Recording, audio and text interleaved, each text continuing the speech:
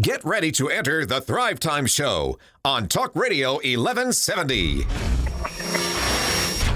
Broadcasting live from the center of the universe. It's Business School Without the BS. Featuring optometrist turned entrepreneur, Dr. Robert Zellner, with USSBA Entrepreneur of the Year, Clay Clark. All right, Thrive Nation, welcome back to the conversation. During the commercial break, we were burning some pinion wood out front there. And Steve, the smoke got thick. I mean, the smoke really engulfed the studio here. Oh, it's bad. I've opened some windows. I know it seems like I'm crying because I'm getting so much good business advice, but it's actually the smoke. Really? Real quick, doesn't the lighting look cool though? Look at that blue light over there. Yeah, man. I mean, the lighting looks great. The lighting's never looked better. You can't even see the lighting on the Steve Jobs pic over here. It's unbelievable. The lighting is incredible now because of all the smoke. But Steve, that pinion wood, I think the pine wood really took off more than we expected. Yeah, it's. I'm not going to say it got out of control. No, and we were in danger. The smoke was massive. Now, the fire alarm did go off upstairs. Yes. And you, as a man of technology and a man of speed, you were able to rush upstairs. And what button did you hit to turn off the smoke alarm? Well, it took me a minute, but I hit the off button. The off button? Yeah. It's also what was your first clue that was the button to hit? Well, I have an alarm that's similar to that, but I'd never had the fire portion of it go off. And I wasn't sure if you guys have like some kind of like a secret code. Which, knowing the Clark family, it might have been like a 19-digit code. Right. So I just literally hit off, and it went off. Amazing. Now, Thrive Nation, the question was asked.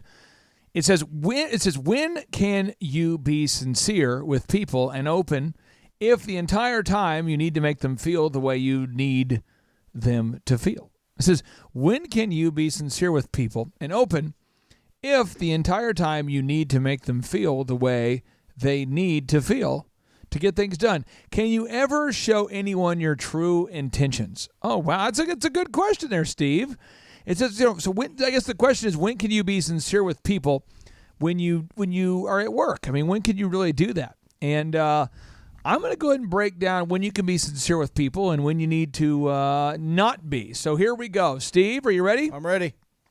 Jack Welch said this. Jack Welch, the CEO who grew GE by 4,000% during his tenure.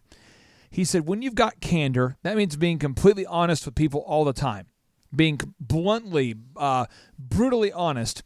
You'll never completely get it, mind you. Everything just operates faster and better. I repeat, when you've got candor, and you'll never completely get candor, mind you, everything just operates faster and better. Now, when I say lack of candor here, I'm not talking about malevolent dishonesty. I'm talking about how too many people too often instinctively don't express themselves with frankness. They don't communicate straightforwardly or put forth ideas looking to stimulate real debate. They don't open up. They just don't open up. Instead, they withhold comments or criticism. This is Jack Welch, the CEO who grew GE by close to 4,000% during his tenure. So here's my answer to your question. These are my action steps, my 6 action steps for you if you're struggling to wanting to know when can you be candor with people when you're managing them. 1, every time you're at work, it is showtime. Every day at work is showtime. Nobody gets to see anything negative ever until they are in your inner circle. Steve, why is this so important? Because of the way that humans operate, in my opinion, is there's a lot of uncertainty and gossip that can happen based on what people tell themselves. Right. So they hear a little bit of a little something, or they feel a little bit of a little negativity or something, and their brain or mind goes to a place that isn't even what reality is. So you can cause problems in your own organization. I would highly recommend that you always have the mindset that when you get to work, it is showtime. If you're a leader or an entrepreneur, you absolutely cannot communicate anything negative with your team ever, or they will freak out. Also, number 2, I would recommend that you allow almost nobody into your inner circle. I would recommend that you would allow almost nobody into your inner circle. Steve, why is it so important? Why is it so important that you let very few people into your inner circle? Well, just like we talked about on a previous podcast, that the percentage of people that have ultimately screwed me in my business over time is a high percentage. Like 98.7. Yeah. And since, we talked about the ABC report that says 75% of employees are stealing from you multiple times.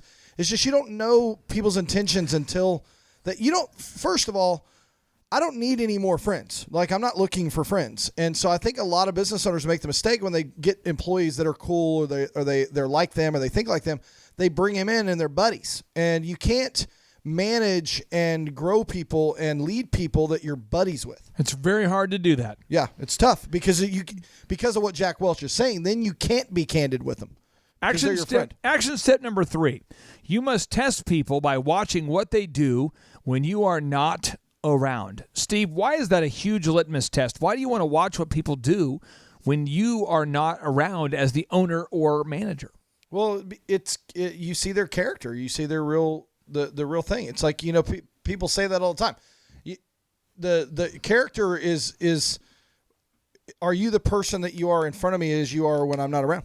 And so that gives you an opportunity, and that's why we record our calls. That's why we video record and audio record everything, because as a business owner, you need to be able to tap in when you're not there and see what's going on. Steve, here's my 4th move. It's kind of secret. It's kind of a move. People don't like this move, but I do it. You must confide in people's small, meaningless secrets or bits of information to see if they share it with somebody else. Yeah. I do this all the time. Things that don't matter to me at all and things that don't matter, if you share it with somebody and you say, hey, let's keep this between you and me, and you share something meaningless, you can quickly tell if it gets out there because it's not something you care about anyway. But it's kind of a thing where you go, wow, everybody else knows about it, but I've told nobody else. It looks like they're a bean spiller. So It's really important that you test people before you give them big tasks. Move number 5. You must have the mindset that you can trust no one at first, and that both trust and respect must be earned.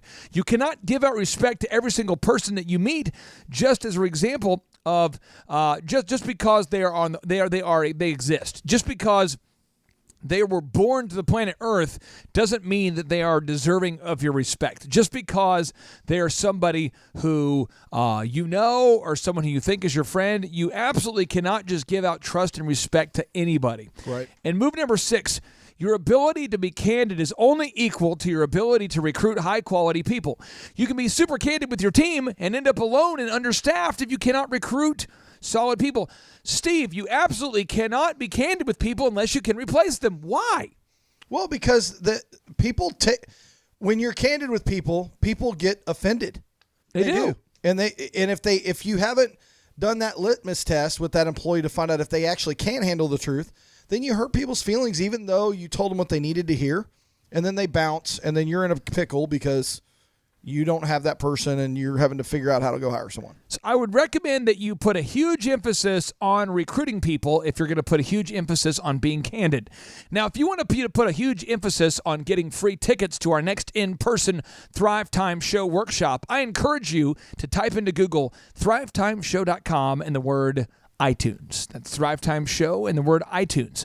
All you have to do is simply subscribe and leave us a review, and you will receive 2 free tickets to our next in-person 2-day Thrivetime workshop. Just go to thrivetimeshow.com or Google thrivetimeshow.com, the word iTunes, write a review and subscribe, and you'll get those free conference tickets. Stay tuned.